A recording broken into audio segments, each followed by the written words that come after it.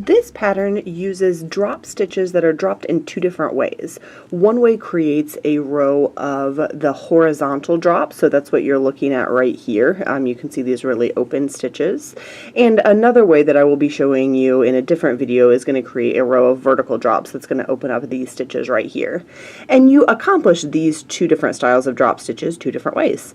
So I am going to be showing you right now how to create the row of horizontal drop stitches. Your pattern is going to give you the information on exactly how to do this with the word description as well, but when you get to the row where it is time to begin these drops, the pattern uses the abbreviation 3YOK, and the description says that you are going to insert your needle into one stitch as if to knit. So you put your needle in like you were going to do a knit stitch, but instead of wrapping the yarn around just one time like you would to do a normal knit stitch, you're going to wrap your yarn around 3 times. So 1, 2, 3. We have 3 wraps around our needle, and now we're going to pull those 3 wraps through as if we were doing a normal knit stitch. So we still have the 3 wraps on our right hand needle, and then we're going to slide the loop on our left needle off into the air, just like a normal knit. So insert our needle, and the pattern tells us we are going to do that 4 times in a row, and then we're going to do a regular knit stitch. So I've done 1, put my needle in, 1, 2, 3 wraps around, pull them through like a regular knit stitch, and slide them off. Put our needle in, 1, 2, 3 times around, pull those 3 loops through. This is the 4th one. Put our needle in, wrap the yarn 1, 2, 3 times around, and pull those 3 loops through. So now I have done my 4 stitches with the 3 loops apiece. I leave those exactly how they are, and then the pattern tells me to do 1 just regular knit stitch. This part is super important that we get it in the correct position, so you can see this line of stockinette stitch. So to me it looks like the letter V, all stacked up in a line, and it's visible because the rest of the pattern is done in garter stitch. So you've got these ridges on part of the pattern, and then you've got these long rows of stockinette stitch. On this row that we are doing right now, where we're doing the horizontal drop stitches, we need to make sure that when we do that 1 knit stitch, it sits right on top of those others. So I'm going to do just my 1 knit stitch, it's in the correct place, knit that 1 stitch, push it off, and now the pattern is saying to do 4 additional times. Put our needle in, 1, 2, 3, and pull it through. This pattern you are going to continue until the end of the row.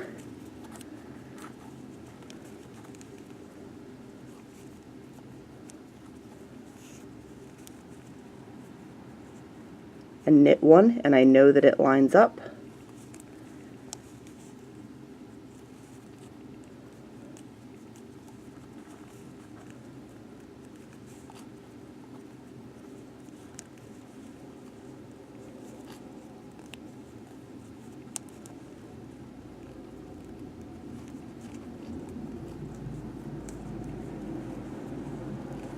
And things do tend to get a little bit tighter on your needles as you're doing these multiple wraps, so you may have to help it down just a little bit to get it all come across. You do end up with many, many more loops across your needles than when you started at the beginning of this row. Sorry, my cord keeps getting in my way a little bit.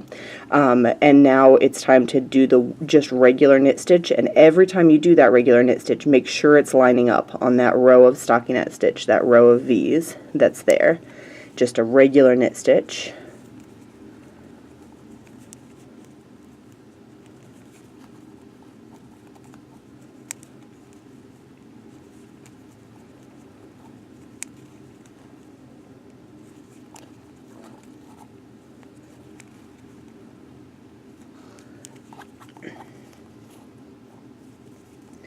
Just the row of stockinette stitches where I do my regular, and then here are the last 4 stitches. So the pattern is going to tell you to work these last 4 with that same method. Needle in around 1, 2, 3 times, needle in around 1, 2, 3 times, needle in around 1, 2, 3 times. Once you have that entire row done, when we turn it around to do the next row is when those stitches open up. So the pattern is now going to tell us for the next row that you are going to, it just says knit across dropping the extra wraps. So it says knit our 4, dropping the extra wraps.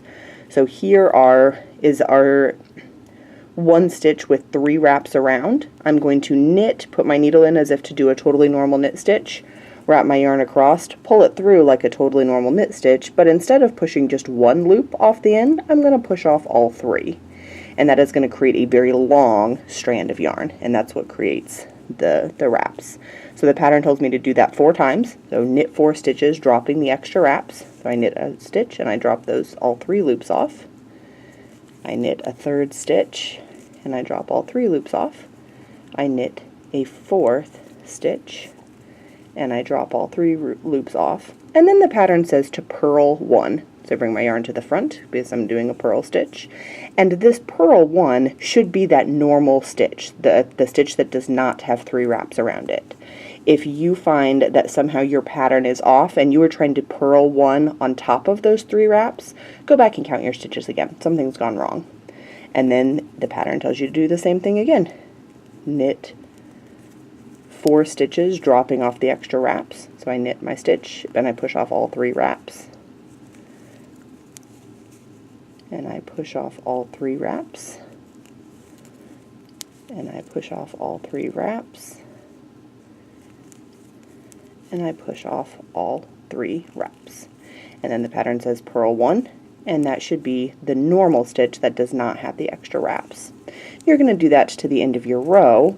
When you get to the end of your row, you're going to find this this needle just came out of the package, and the cord still got a lot of twist in it. When you finish that row all the way to the end, you're going to go all the way to the end of the row, just like a normal row of knitting. When you get all the way to the end, you're going to see you've got these long loops. It looks kind of messy. All you need to do is just kind of tug and pull down, and that's going to pull everything snug and tight and make everything, all of these drop stitches, the same size. And that is how you do the 2 rows that create the horizontal drops in this pattern.